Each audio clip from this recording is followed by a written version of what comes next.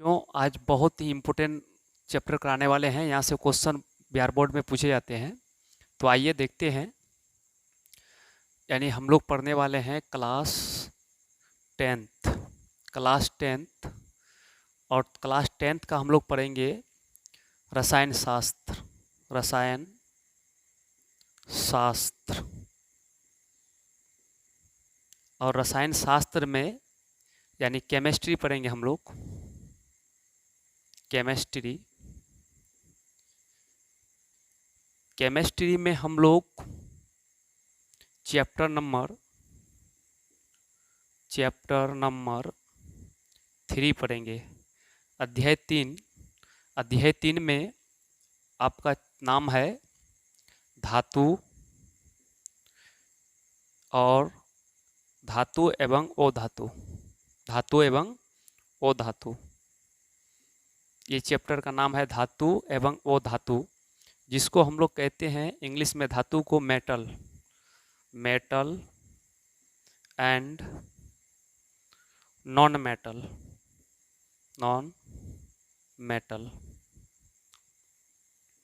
Metal के नाम से जानते हैं।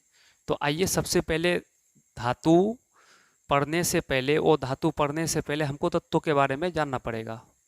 तो आइए बच्चों, पहले हम लोग देखते हैं इस चैप्टर में धातु और धातु पढ़ने से पहले सबसे पहले हमको जानकारी होना चाहिए तत्वों के बारे में, एलिमेंट के बारे में। तो आइए, एलिमेंट क्या है तो पहले एलिमेंट देखेंगे हम लोग। पहला टॉपिक जो हम लोग का होगा तो वो होगा, पहला टॉपिक हम लोग का होगा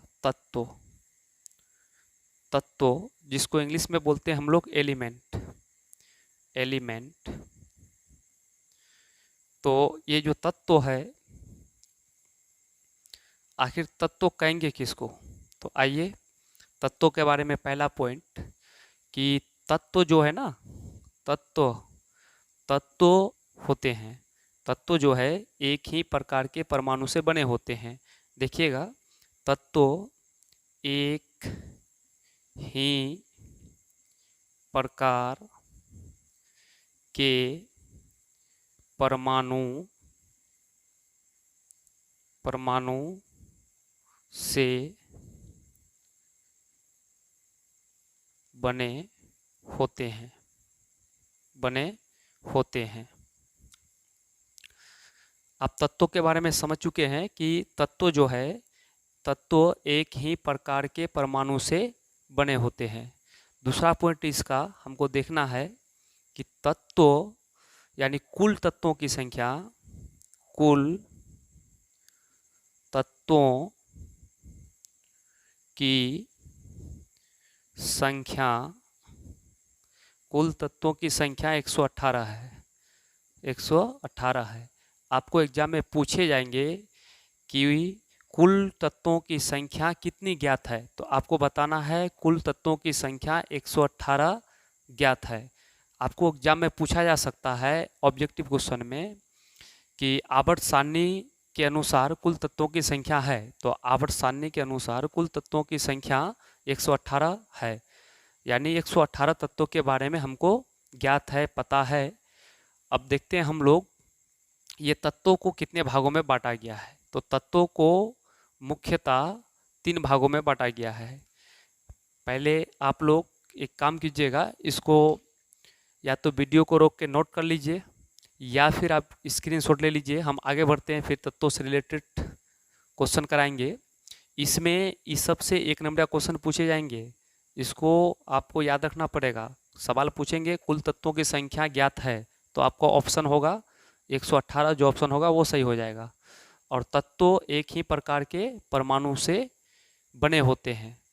अब तत्वों को मुख्यतः कितने भागों में बांटा गया है? 3 भागों में। तो आप लोग एक काम कीजिए, इसको लीजिए स्क्रीनशॉट, हम आगे बढ़ते हैं।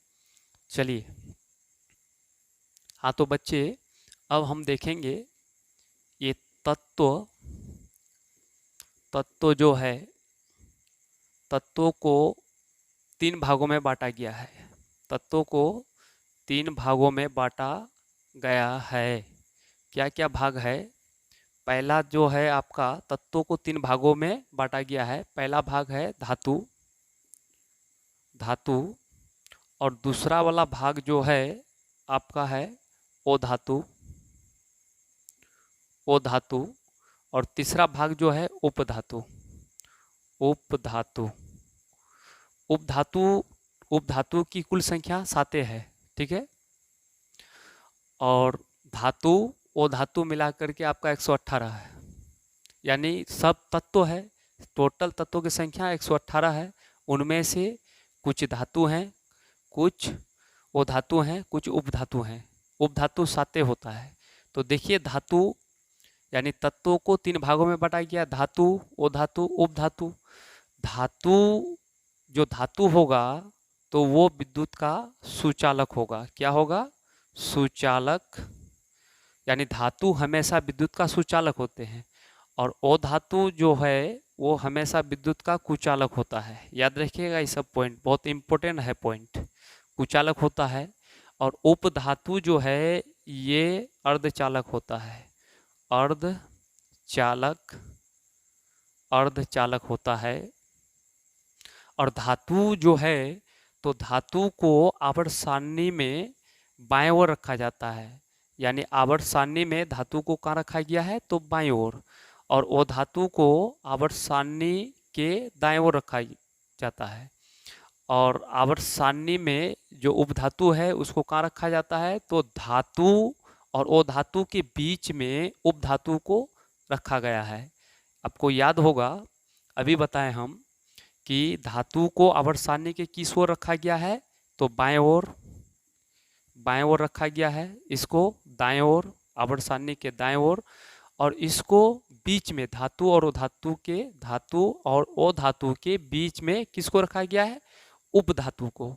चलिए इसको भी आप स्क्रीनशॉट ले लीजिए। और आगे हम फिर समझाने वाले हैं कि धातु किसे कहते हैं। फिर धातु से संबंधित सारे ऑब्जेक्टिव क्वेश्चन कराएंगे हम। चलिए इसको स्क्रीनशॉट लीजिए। और हम बच्चों अब जो हम लोग देखेंगे पहला क्वेश्चन कि धातु क्या है, किसे कहते हैं। धातु क्या है, धातु क्या है या किसे कहते हैं। तो देखिएगा इसका आंसर, आंसर यानी धातु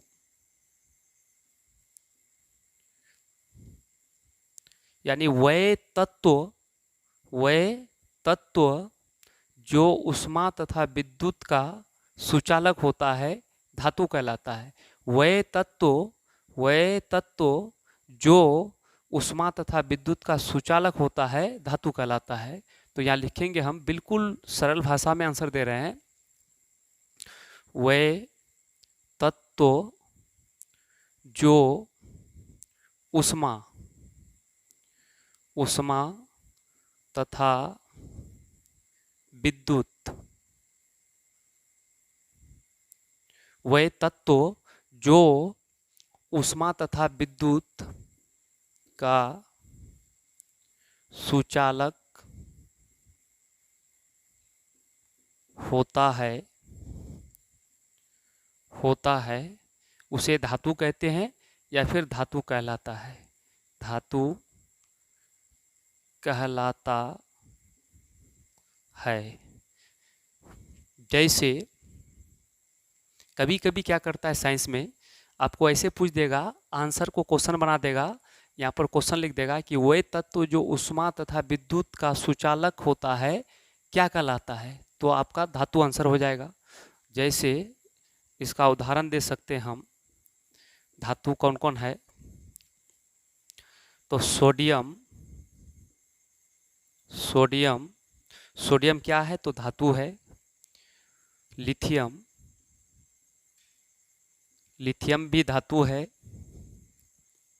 पोटेशियम, पोटेशियम धातु है।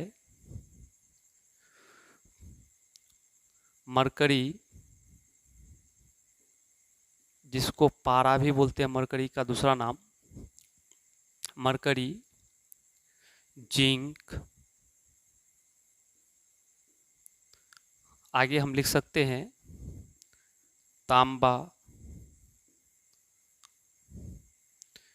लिख सकते हैं हम लेड मतलब शीशा, लिख सकते हैं हम सोना, चांदी, चांदी को बोलते हैं सिल्वर आदि। ये सब का सब क्या है आपका, यानी आपका सोडियम धातु है, लिथियम धातु है, पोटेशियम धातु है, मरकरी धातु है, जिंक धातु है, तांबा धातु है, लेड धातु है, सोना धातु है, चांदी धातु है, लोहा धातु है, बहुत सारे हैं इस तरह से, कुछ हम लिख दिए उदाहरण में। ठीक है, तो आपको पूछा जाएगा, क्या पूछा जाएगा कि निम्नलिखित में से कौन धातु है, तो आप आसानी के साथ बता सकते हैं अगर नाम जानते हैं तो आसानी से। फिर इसका पहचान भी बता देंगे कैसे पहचाना जाता है। अभी वीडियो को आगे देखते रहिए, बहुत अच्छा लगने वाला है आप लोगों को और बिल्कुल समझ में आएगा। बिल्कुल सरल भाषा में हम बताने का कोशिश कर रहे हैं आप लोगों को। तो देखिएगा, सबसे पहले कि धातु क्या है, तो वह तत्व जो ऊष्मा तथा विद्युत का सुचालक होता है क्या कहलाता है, तो आपका धातु कहलाता है।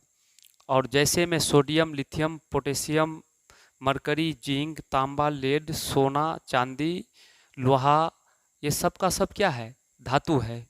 अब देखिए, इससे संबंधित कुछ बातें हम बताने वाले हैं कि जो धातु होता है उसमें कुछ गुण होता है, कुछ विशेषताएं होता है। तो उन विशेषताओं को हम स्टार पॉइंट दे के लिखेंगे, उससे सभी ऑब्जेक्टिव क्वेश्चन क्लियर हो जाएगा। इससे कुछ बाहर नहीं जाने वाला है। आपको इस प्रकार हम पढ़ाने वाले हैं कि बिहार बोर्ड मैट्रिक में कम से कम आपका 450 प्लस अंक आने वाला है। 450 तो हम लोग का विद्यार्थी का आता ही है, लेकिन इस बार का टारगेट है कि 470 से 480 मार्क्स आए। चलो अब देखते हैं हम लोग कि अगला, यानी धातु का कुछ गुण होगा, उस गुण को देखेंगे, विशेषताओं को देखेंगे, उससे स्टार पॉइंट में लिखेंगे और सब का मतलब ऑब्जेक्टिव क्लियर हो जाएगा। इसको हम मिटाते हैं, आप लोग स्क्रीनशॉट ले लीजिए स्क्रीनशॉट ले लिए। अब धातु की विशेषताओं के बारे में देखेंगे हम लोग। तो देखिएगा, जैसे हम लोग पढ़ रहे थे क्या, धातु, तो धातुएं या धातु का विशेषता। अब धातुएं जो होगा तो उसका विशेषता क्या है, यानी उसका गुण क्या है धातु होने का। तो पहला बात तो ये समझना है, देखिए स्टार पॉइंट में हम क्लियर करेंगे सभी को। यानी जो धातुएं होगा तो उसमें चमक होगा, वो कठोर होते हैं। लेकिन अपवाद में कोई ऐसे धातु हैं जो आपका कठोर नहीं होते हैं, मुलायम भी होते हैं, लेकिन वो अपवाद में है, लेकिन है धातु। तो लेकिन मैक्सिमम अधिकतर धातुएं क्या होते हैं, ठोस अवस्था में पाए जाते हैं, यानी कठोर अवस्था में पाए जाते हैं। तो धातुएं सामान्यता ठोस अवस्था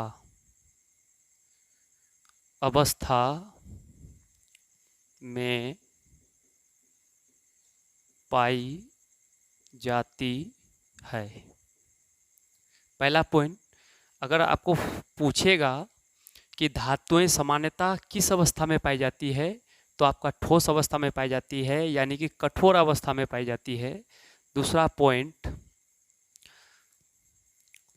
सोडियम, देखिए कुछ धातुएं हैं, मैक्सिमम तो कठोर अवस्था में पाए जाते हैं, लेकिन कुछ धातुएं हैं जो आपका मुलायम होती है। तो सोडियम,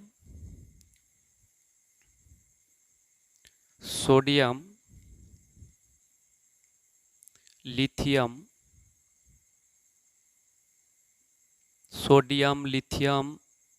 और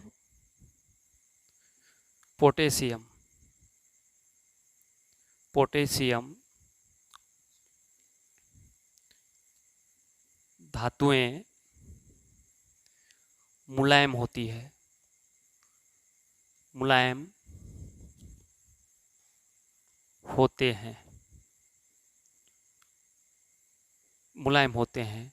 आपको एग्जाम में पूछा जाता है कि कौन सी धातुएं हैं जो मुलायम होती है, तो आपको याद रखना सोडियम, लिथियम और पोटेशियम, ये तीनों धातुएं क्या होती है, मुलायम होती है, और ये सबसे अधिक क्रियाशील धातुएं हैं।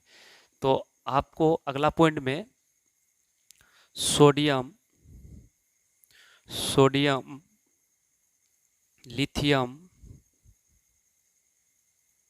सोडियम, लिथियम और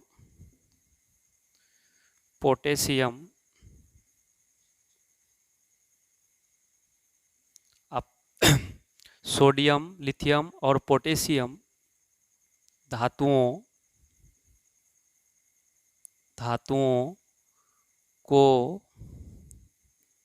धातुओं को चाकू से आसानी से चाकू से आसानी से चाकू से आसानी से काटा जा सकता है। देखिए ये इतना इम्पोर्टेंट है ये पॉइंट। यहाँ पर क्लास 10 बिहार बोर्ड में हर साल प्रत्येक ईयर आपको एक क्वेश्चन पूछा जाता है कि वो कौन सी धातु है जिसे चाकू से आसानी से काटा जा सकता है। वो कौन सी धातु है जिसे चाकू से आसानी से काटा जा सकता है? तो वो है आपका सोडियम है, लिथियम है, पोटेशियम है। ये तीनों को चाकू से आसानी से काटा जा सकता है। क्वेश्चन आ जाता है कि निम्नलिखित में से वो कौन सी धातु है जिसे चाकू से आसानी से काटा जा सकता है। ऑप्शन दे देगा सोडियम, और लिथियम पोटेशियम नहीं देगा तो सोडियम हो जाएगा। यदि ऑप्शन में सोडियम नहीं देगा, आपका ऑप्शन दे देगा लिथियम, तो लिथियम हो जाएगा। ये दोनों नहीं दे और पोटेशियम दे देगा तो आपका आंसर पोटेशियम हो जाएगा। यदि ऑप्शन में सोडियम, लिथियम, पोटेशियम दे देगा तो तीनों होगा। ठीक है, तो अगला पॉइंट देखिएगा। और ये तीनों धातुएं इतना क्रियाशील है कि इसको यदि जल में यानी पानी और हवा में छोड़ दिया जाए तो ये तेजी से अभिक्रिया करके आग पकड़ लेगा। इसलिए इसको खुले हवा में भी नहीं छोड़ा जाता है और ना ही आप पानी में रख सकते हैं। तो कहाँ रख सकते हैं इसको? केरोसिन तेल में डुबा कर रखा जाता है। किसको किसको? सोडियम को, लिथियम को और पोटेशियम धातु को। तो सवाल पूछता है एग्जाम में कि किस धातु को केरोसिन तेल में डुबोकर रखा जाता है? तो आपका आंसर होगा सोडियम। पहला नंबर में सोडियम, दूसरा नंबर में लिथियम, तीसरा नंबर में पोटेशियम। तो याद रहे कि sodium, sodium, lithium, sodium, lithium और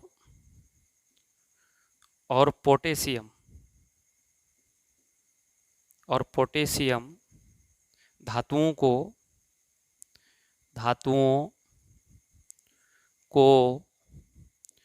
किरोसिन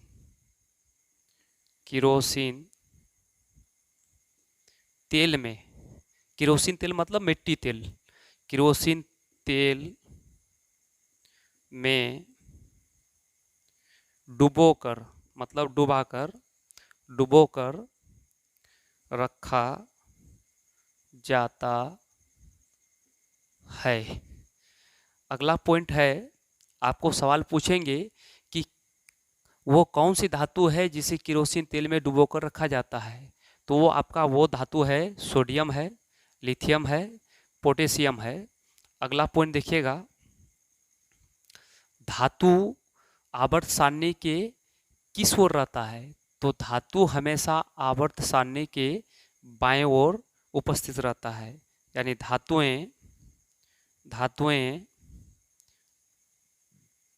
आवर्त सारणी के धातुएं आवर्त सारणी के बाएं ओर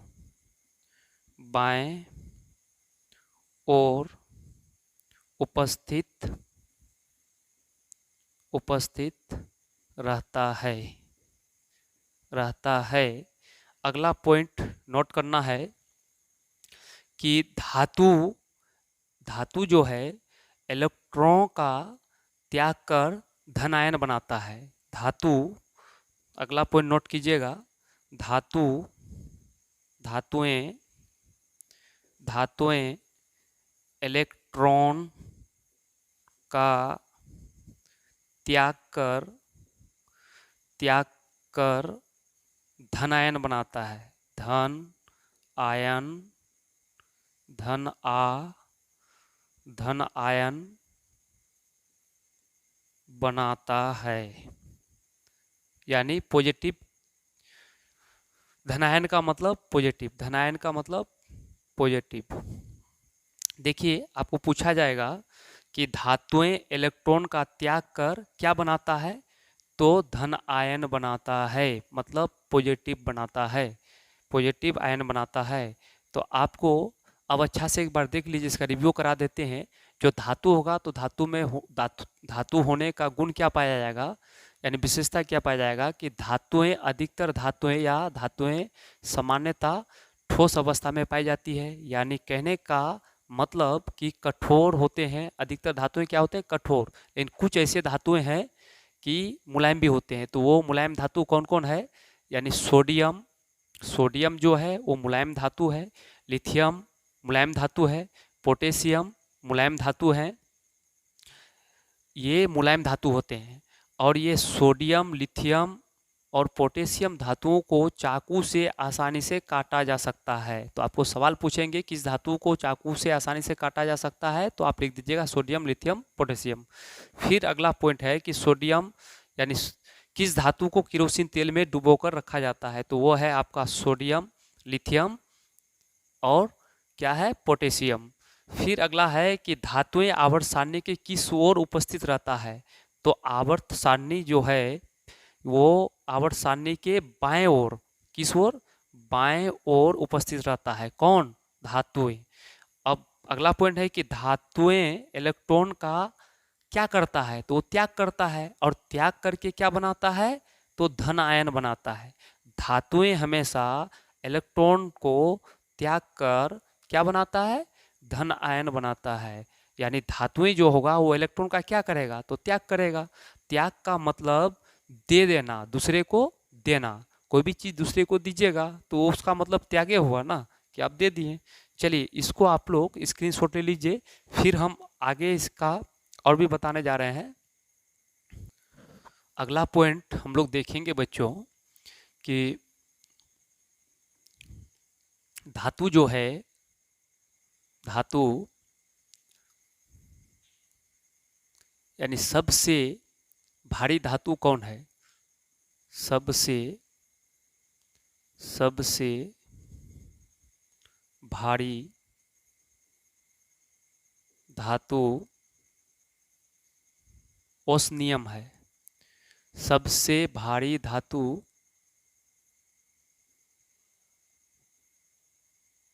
ओस्मियम ओस्मियम है। सबसे भारी धातु ओस्मियम है। आपको अगर पूछा जाए कि सबसे भारी धातु कौन है, तो आपका ओस्मियम होगा आंसर। अगला पॉइंट देखिए, सबसे हल्की धातु, सबसे हल्की, सबसे हल्की धातु लिथियम है। लिथियम सबसे हल्की धातु लिथियम है। सबसे भारी धातु कौन है अगर पूछेगा ऑब्जेक्टिव में, तो याद रखिएगा ओस्मियम। और सबसे हल्की धातु के बारे में पूछेगा तो याद रखना है लिथियम। अगला पॉइंट याद रखना है बच्चों, आपको अगला पॉइंट याद रखना है कि धातु जो है, अगला पॉइंट में याद रखना है धातु के बारे में, मरकरी, यानी मरकरी। मरकरी का मतलब इसका दूसरा वाला नाम जानते हैं हम लोग, पारा, ठीक है। मरकरी धातु, मरकरी जो धातु है वो कमरे के ताप पर दर्ब होती है। आपको पूछा जाएगा वो कौन सी धातु है जो कमरे के ताप पर दर्ब होती है, तो वो धातु का नाम है मरकरी। मरकरी धातु, मरकरी धातु कमरे के ताप पर दर्ब होती है, कमरे के ताप पर दर्ब होती है। यानी आपको पूछा जाएगा कि कौन धातु कमरे के ताप पर दर्ब होती है, तो उसका नाम होगा मरकरी धातु। ठीक है, यानी मरकरी एक ऐसी धातु है जो कमरे के ताप पर दर्ब होती है। ये कई बार एग्जाम में पूछा गया है, खास के क्लास 10th में, तो इसको याद रखिएगा। अगला पॉइंट देखेंगे हम लोग। आपका ये मरकरी जो है, मरकरी और लेड, लेड मतलब सीसा, ये दोनों जो धातु है, धातुएं, मरकरी और लेड धातुएं विद्युत का कुचालक क्या होते हैं? कुचालक होते हैं। आपको याद रखना है कि जो धातु होता है वो विद्युत का सुचालक होता है, लेकिन अपवाद है कि ये धातु है तब भी ये विद्युत का, ये दोनों क्या है? धातु है। मरकरी और लेड है धातु, लेकिन ये विद्युत का सुचालक नहीं है। क्या है? कुचालक होता है। ठीक है, तो ये पॉइंट को भी याद रखना है कि कौन धातुएं विद्युत की कुचालक होती है, तो आपको बताना है मरकरी, लेड, सीसा। चांदी, चांदी का दूसरा नाम है सिल्वर। सिल्वर, चांदी धातु जो है, चांदी धातु उष्मा की सबसे अच्छी चालक, चांदी धातु उष्मा की सबसे अच्छी चालक होती है। आपको सवाल पूछा जाएगा कौन धातु उष्मा की सबसे अच्छी चालक होती है। सवाल पूछा जाएगा कौन धातु उष्मा की सबसे अच्छी चालक होती है, तो आपका आंसर होगा चांदी। चांदी को ही हम लोग सिल्वर बोलते हैं, तो ये भी पॉइंट याद रखना है।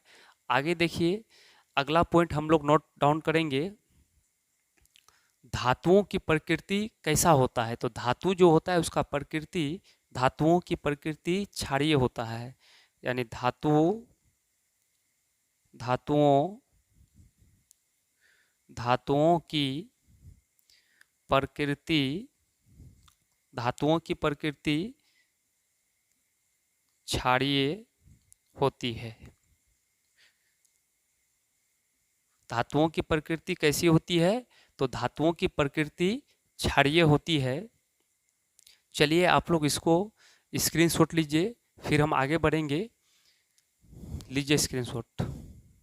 हाँ तो बच्चों, अगला पॉइंट होने वाला है, सामान्यतः धातुओं की, सामान्यतः जो धातु होता है यानी मैक्सिमम धातुओं का गलनांक उच्च होता है, लेकिन कुछ धातुएं हैं जिसका गलनांक कम होता है। यहाँ लिखेंगे सामान्यतः धातुओं, सामान्यतः धातुओं धातुओं सामान्यतः धातुओं का गलनांक उच्च होता है, उच्च होता है। लेकिन यानी अधिकतर धातुओं का गलनांक जो है वो उच्च होता है, लेकिन आपका सीजियम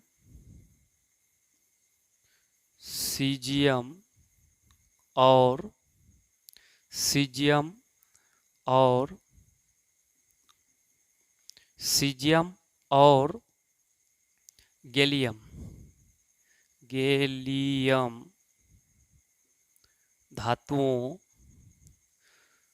धातु का गलनांक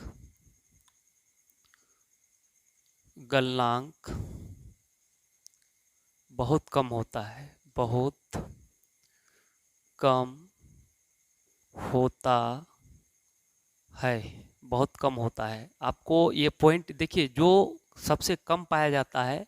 अब अधिकतर धातुओं का गलनांक क्या होता है? उच्च होता है, अधिक होता है। लेकिन सीजियम सीजियम और गैलियम, ये दो ही धातु ऐसा है जिसका गलनांक बहुत कम होता है।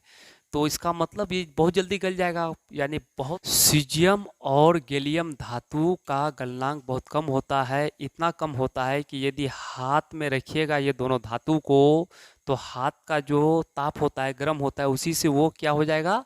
पिघलने लगेगा। तो ये वाला बात जो देखिए, जो कम संख्या में होता है उसी को एग्जाम में पूछा जाता है। तो इस सब पॉइंट को आप याद रखिएगा। क्या याद रखिएगा? कि सीजियम सीजियम और गैलियम धातु को अपनी अपनी हथेली अपनी हथेली अपनी हथेली में रखने पर अपनी हथेली में रखने पर पिघलने पिघलने लगती है। आपको पूछा जाएगा क्वेश्चन कि कौन सी धातुएं हैं, या कौन सी धातु है जिसे अपनी हथेली में रखने पर पिघलने लगती है। तो वो धातु का नाम होगा सीजियम और गैलियम। ठीक है, ये पॉइंट याद रखिएगा। अगला पॉइंट याद रखना है, जो धातुएं होता है ना, जब उसका इलेक्ट्रॉनिक विन्यास कीजिएगा तो अंतिम कक्षा जो होगा, यानी 72 कक्षा, उसमें इलेक्ट्रॉन या तो 1 होगा, या तो 2 होगा, या तो 3 होगा। धातुएं धातुओं धातुओं के बाह्यतम मतलब अंतिम धातुओं के बाह्यतम कक्षा में 1 या 2 या 3, या तो 1 या तो 2 या तो 3 इलेक्ट्रॉन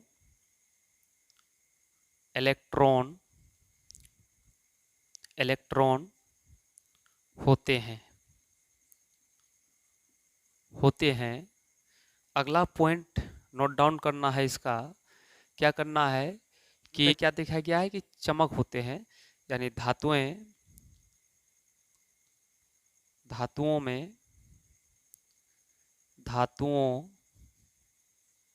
में चमक होती है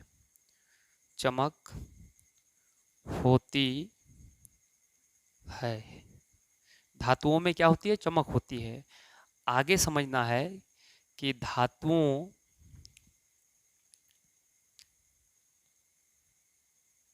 धातुएं जो है, धातुएं तन्यता होती है।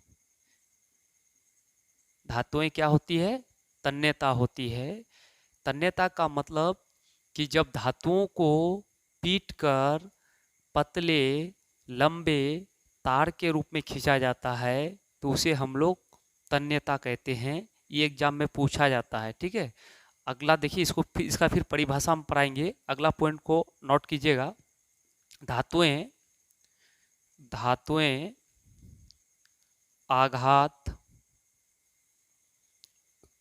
आघातवर्ध्यता होता है।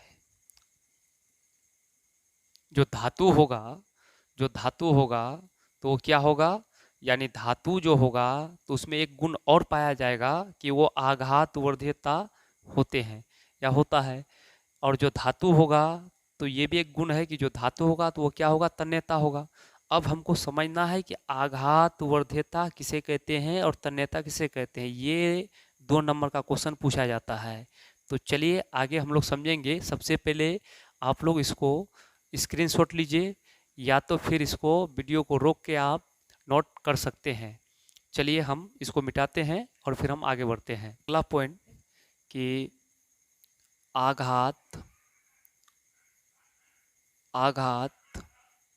वर्ध्यता किसे कहते हैं? आघात वर्ध्यता क्या है या किसे कहते हैं? देखिएगा बच्चों, किसे कहते हैं आघात वर्ध्यता किसे कहते हैं? ये क्वेश्चन 2 अंक में पूछा जाता है। तो देखिए आघात वर्ध्यता किसे कहते हैं, यानी कि जब धातुओं को पीटकर पतले चादर के रूप में बनाया जाता है तो उसको हम लोग बोलते हैं आघात वर्ध्यता। यानी कि वे धातुएं जिनको लिख सकते हैं, वे धातुएं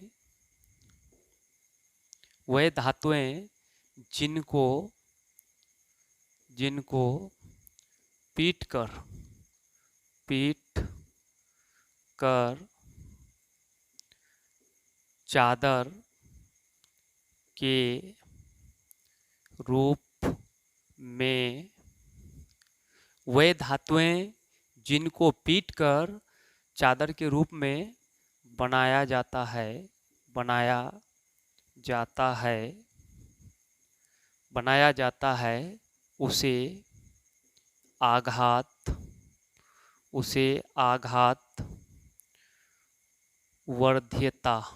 उसे आघात वर्ध्यता कहते हैं। प्यारे बच्चों, आपको बिल्कुल समझ में आता होगा, बिल्कुल सरल भाषा में पढ़ा रहे हैं क्या कि आघात वर्ध्यता किसे कहते हैं। तो आप बिल्कुल लिख सकते हैं कि वे धातुएं जिनको पीट कर चादर के रूप में बनाया जाता है उसे आघात वर्ध्यता कहते हैं। इसका अच्छा उदाहरण हम लोग दे सकते हैं। उदाहरण जैसे किसको पीटकर चादर के रूप में बनाया जाता है तो आप ले सकते हैं कि देखिए जितना भी गाड़ी है, गाड़ी का बॉडी बनाने के लिए हम लोग धातु को पीटकर चदरा टाइप से बनाते हैं चादर के रूप में, और गाड़ी का मतलब बॉडी बनाने के लिए करते हैं। तो ये खास करके लोहा का तो सबसे ज़्यादा हम लोग उपयोग करते हैं। उसके बाद तांबा भी यानी कॉपर का भी करते हैं। कॉपर पहला सबसे अधिक तो हम लोग लोहा का करते हैं, उसके बाद करते हैं किसका, कॉपर का, फिर उसके बाद करते हैं एल्युमिनियम का। एल मतलब एल्युमिनियम का। अगर उदाहरण बोलेगा तो पहला नंबर में हो जाएगा लोहा, कॉपर, एल्युमिनियम का हम लोग उपयोग करते हैं। तो अगला देखिए एक और सब्जेक्टिव क्वेश्चन यहाँ पर आप देखिएगा, ये भी VVI है, ये भी आपका VVI है। ये कि क्वेश्चन तन्यता किसे कहते हैं? ध्यान दीजिएगा, तन्यता किसे कहते हैं? तन्यता किसे कहते हैं? तो देखिएगा तन्यता किसे कहते हैं। तो तन्यता लिखने के बाद लिख सकते हैं वे धातुएं, तन्यता का परिभाषा लिख रहे हैं, वे धातुएं जिनको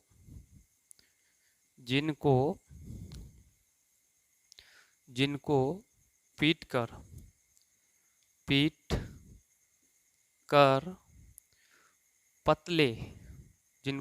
कर पतले लंबे, वे धातुएं जिनको पीट कर पतले लंबे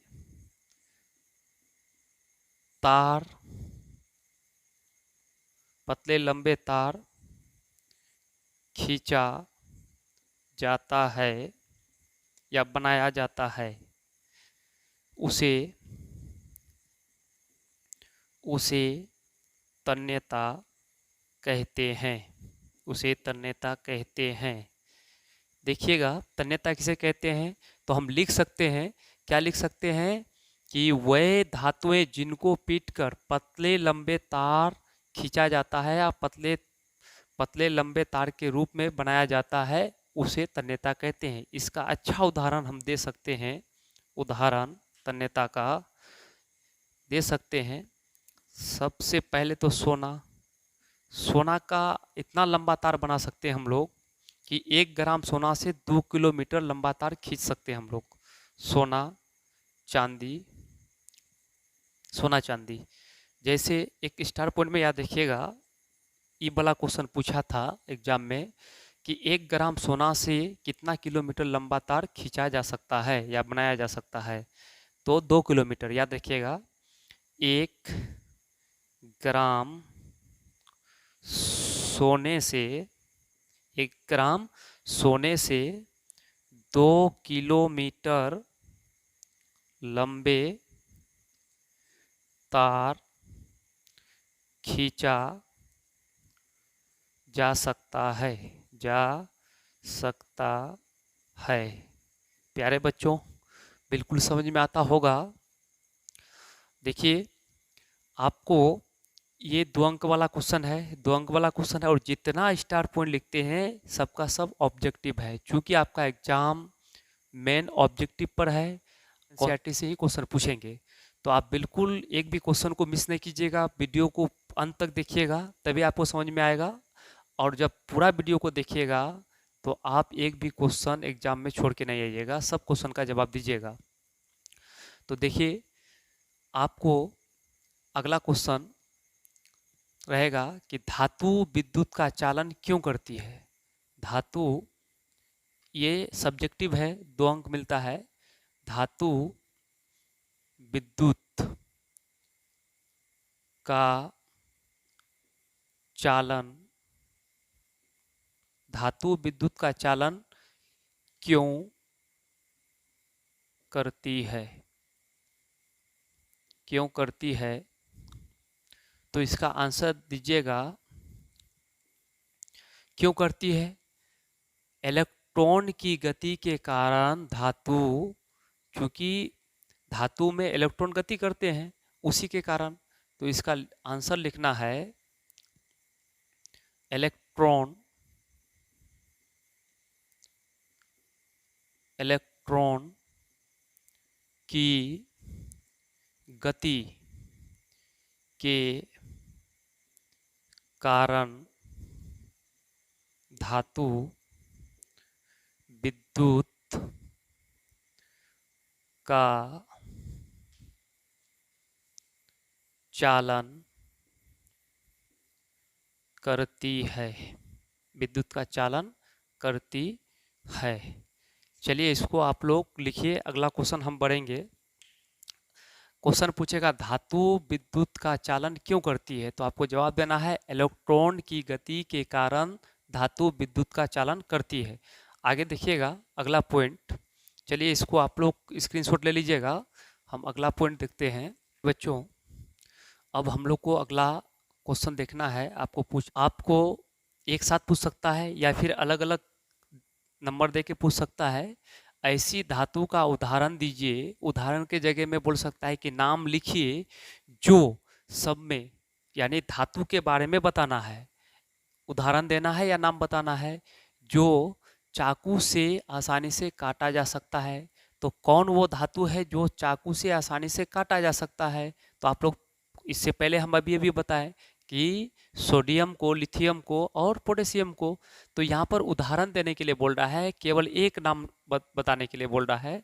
तो इस सब का आंसर जो देंगे हम लोग, 1 नंबर का जो आंसर देंगे, देखिए आप लिखते हैं हम लोग उत्तर, ठीक है। नंबर 1 में चाकू से आसानी से काटा जा सकता है, तो उसका नाम होगा सोडियम। आप चाहे तो तीनों को लिख सकते हैं, लेकिन यहाँ पर ये क्वेश्चन ऐसी धातु का उदाहरण, मतलब एक धातु का उदाहरण, वो हो जाएगा क्या, सोडियम हो जाएगा, सोडियम। नंबर 2 में क्या कह रहा है, कमरे के ताप पर दर्ब होती है। तो कमरे के ताप पर दर्ब कौन धातु होती है, तो अभी अभी पढ़ाए हम, यानी कि पारा। पारा का मतलब मरकरी, मरकरी। नंबर 3 में देखिएगा क्या कहता है, उष्मा की सबसे अच्छी चालक होती है। कौन धातु है जो उष्मा की सबसे अच्छी चालक होती है, चांदी, ठीक है। यानी कि चांदी गर्म करोगे तुरंत पिघल जाएगा, चांदी। तो लिखेंगे क्या, चांदी। चांदी का दूसरा नाम होता है सिल्वर। सिल्वर। नंबर 4 में क्या कहता है, ये सब का सब सवाल है, अब यहाँ पर जवाब दे रहे हैं। उष्मा की कुचालक होती है, तो उष्मा की कुचालक कौन होता है? आपका मरकरी होता है, पारा लिख सकते हैं, शीशा लग सकते हैं, यानी कि लेड। लेड का मतलब शीशा, ठीक है, या तो पारा या तो दोनों में कोई एक लिख सकते हैं। मेरे ख्याल से ये एनसीईआरटी का पूरा क्वेश्चन था, इसको हमने सॉल्व किया। आप लोग आराम से इसको उतार लीजिए और फिर हम आगे चलते हैं। चलिए हम इसको मिटाते हैं। तो अगला अगला जो क्वेश्चन होगा हम लोग का, कहेगा क्वेश्चन, दो धातुओं के नाम बताइए, दो धातुओं के नाम बताइए जो जो प्रकृति जो प्रकृति में जो प्रकृति में मुक्त, मुक्त का मतलब होता है स्वतंत्र, स्वतंत्र, जो प्रकृति में, दो धातुओं के नाम बताइए जो प्रकृति में मुक्त अवस्था, मुक्त अवस्था में पाई जाती है, पाई जाती है। प्यारे बच्चों, ये दो ऐसे धातु हैं जो प्रकृति में मुक्त अवस्था में पाए जाते हैं। उसको फ्री छोड़ दोगे, अगर रूम में उसको रख दोगे तो किसी से भी अभिक्रिया नहीं करेगा, बहुत कम क्रियाशील धातु है वो है आपका सोना चांदी। क्या सोना चांदी घर में रखने से या कोई आदमी पहन लेने से वो अभिक्रिया करके खराब खत्म हो जाता है? नहीं होता है, जल्दी अभिक्रिया नहीं होता है उसमें, बहुत कम क्रियाशील वो धातु है। तो आप दीजिएगा दोनों धातु का नाम, सोना और चांदी। दो बोला था, सोना और चांदी, सोना और चांदी। बोलेगा कि क्यों प्रकृति में मुक्त अवस्था में रहता है, फ्री रहता है, स्वतंत्र रहता है? क्योंकि ये दोनों जो है बहुत कम क्रियाशील है, इसलिए ये जल्दी से अभिक्रिया नहीं कर पाता है, जिसके कारण ये सुरक्षित रहता है बहुत दिनों तक। तो ये आप लोग को समझ में आया होगा। अगला क्वेश्चन आपको पूछेंगे क्या, कि कौन सी धातु आसानी से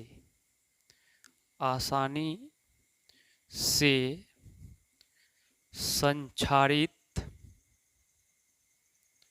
नहीं होती है? कौन सी धातु आसानी से संक्षारित नहीं होती है? संक्षारित का मतलब क्षय, क्षय का मतलब खराब, खराब नहीं होती है।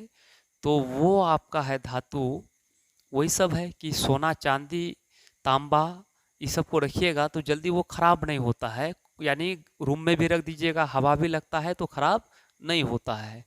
तो लिखिएगा सोना, सोना चांदी दे सकते हैं, सोना चांदी तांबा एल्युमिनियम आदि, ठीक है, ये सब। तो पहला नंबर में रखना है सोना चांदी, ठीक है, सोना चांदी को ज़्यादा वैल्यू देना है, ठीक है, उसके बाद वो सब आता है, ठीक है।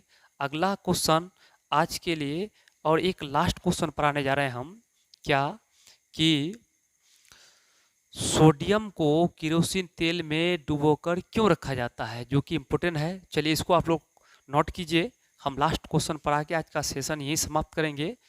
चलिए इसको नोट कीजिए, लास्ट क्वेश्चन एनसीईआरटी का पढ़ा देते हैं, उसके बाद पार्ट 2 कल पढ़ाएंगे, आज पार्ट 1 पढ़ा रहे हैं। हाँ तो बच्चों, ये क्वेश्चन बहुत इम्पोर्टेंट है, ये 2 अंक में पूछा जाता है, सब्जेक्टिव क्वेश्चन है, वेरी वेरी इम्पोर्टेंट है, ठीक है। इस क्वेश्चन देखिए, बिल्कुल ध्यान से देखिएगा।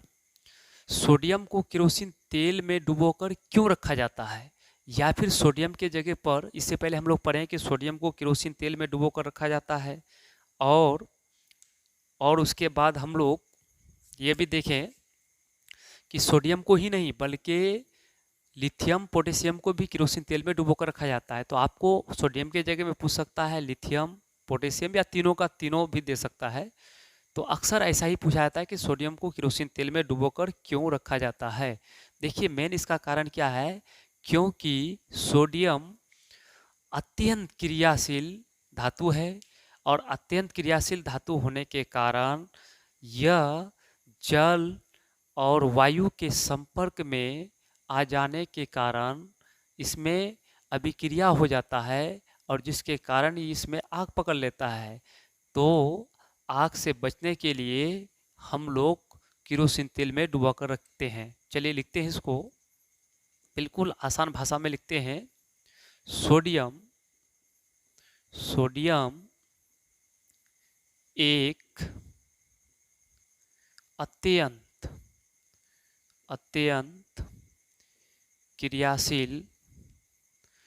क्रियाशील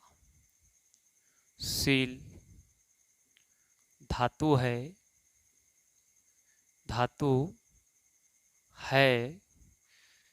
सोडियम एक अत्यंत क्रियाशील धातु है जो जल या वायु मतलब हवा के संपर्क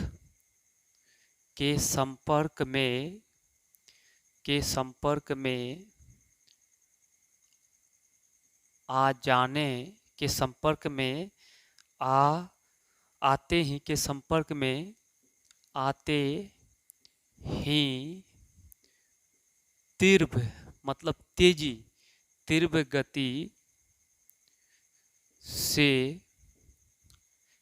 गति से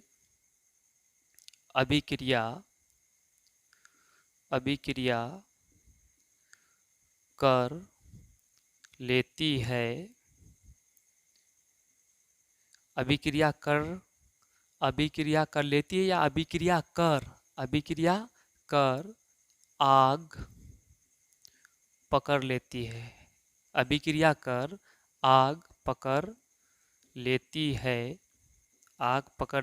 है।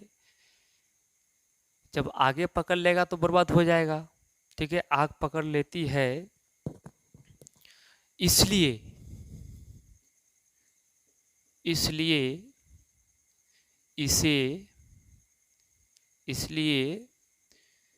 इसे सुरक्षित रखने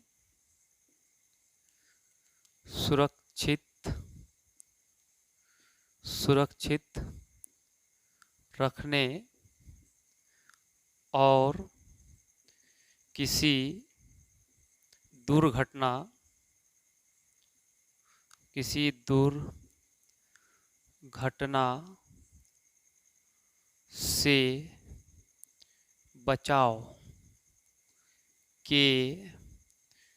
लिए सुरक्षित रखने और किसी दुर्घटना से बचाव के लिए सोडियम को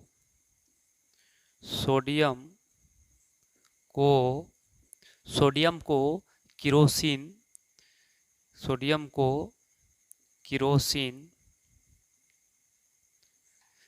तेल में डुबोकर रखा जाता है।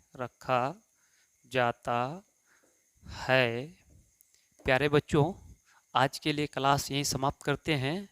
ये आपका चैप्टर नंबर 3 केमिस्ट्री में चैप्टर नंबर 3 और 3 में पहला पार्ट पढ़ाएं। इसमें कुल 3-4 पार्ट में इस चैप्टर को कंप्लीट कर देंगे। आप पूरा वीडियो को देखिएगा और जो नए विद्यार्थी हैं तो प्लीज़ वो इस चैनल को सब्सक्राइब कर दीजिएगा, लाइक कर दीजिएगा और दूसरे तक शेयर कर दीजिएगा। क्योंकि